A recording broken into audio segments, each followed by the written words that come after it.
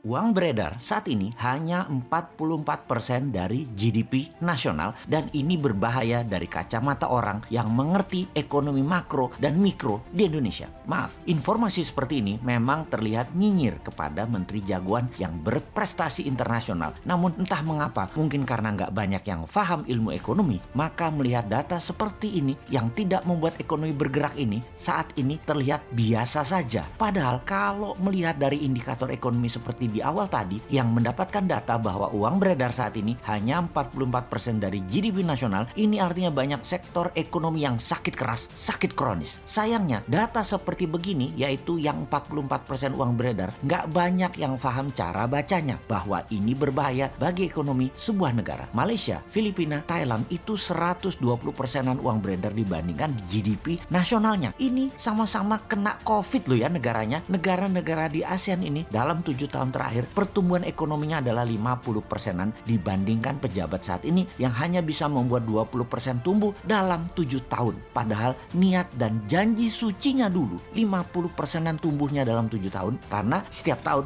katanya ekonomi harus tumbuh 7%. Dan kalau semua itu tercapai tumbuhnya 50%-an. Ini harusnya ya 50%-an dalam 7 tahun. Ternyata tidak tercapai, hanya 20%. Dan untuk menutupi kegagalan tersebut, maka strategi yang dilakukan oleh yang katanya jago ekonomi dan keuangan negara tersebut yaitu menggunakan FDI, Foreign Direct Investment. Oke, bolehlah strateginya. Sekedar mengingatkan di mana nanti para new mind kalau berkuasa beda strateginya. Pakai DDI, Domestic Direct Investment. Pakai kekuatan kita sendiri dalam negeri, anak bangsa. Saat ini oleh old mind, anak bangsa kekuatan sendiri tidak dipercaya. Bahkan 4L sering mengatakan Indonesia belum mampu, jadi perlu orang Tiongkok. Heran ya, kok anak bangsa diejek tapi oleh fansnya nggak ada yang mencela atau yang kecewa. Oh lupa, punya pasukan buzzer yang selalu meluruskan hal yang bengkok dengan narasi. Bener deh, sangat jelas kalau strategi sekarang adalah cinta asing. Karena itu dipilih investasi FDI. Sekali lagi, namanya juga keputusan orang populer. Semua dilakukan terlihat benar lah. Sampai suatu hari piring kalian kosong, nggak ada lauk yang bisa dimakan. Baru Anda akan percaya ada masalah bernegara ekonominya. Tapi kita ini warga negara yang baik. Kita oke, setuju FDI. Coba sekarang kita kalkulasi strategi FDI itu. Setelah kita hitung FDI dana masuk dibagi jumlah penduduk Indonesia, ternyata di Indonesia hanya dapat $100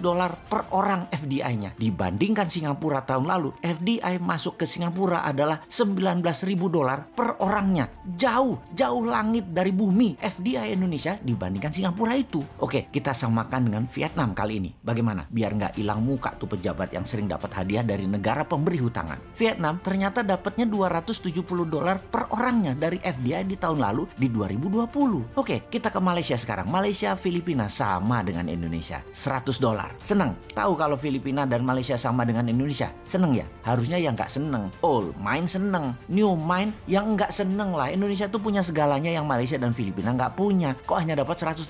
Lalu apa strateginya? Ya kembali ke klasik. Karena old mind bisanya cuma satu, yaitu hutang lagi. Oke, mau lihat dari kacamata mana indikator ekonominya sekarang? Bagaimana kalau kita lihat dari pertumbuhan kredit? Tiap tahun harusnya kredit disalurkan itu tumbuhnya 15% dibanding tahun sebelumnya. Di mana 15% itu pasti akan menumbuhkan 7%-an ekonomi. Namun, beberapa tahun belakangan ini, kredit hanya 2-3% pertumbuhannya. Ya bagaimana ekonomi mau tumbuh 7%?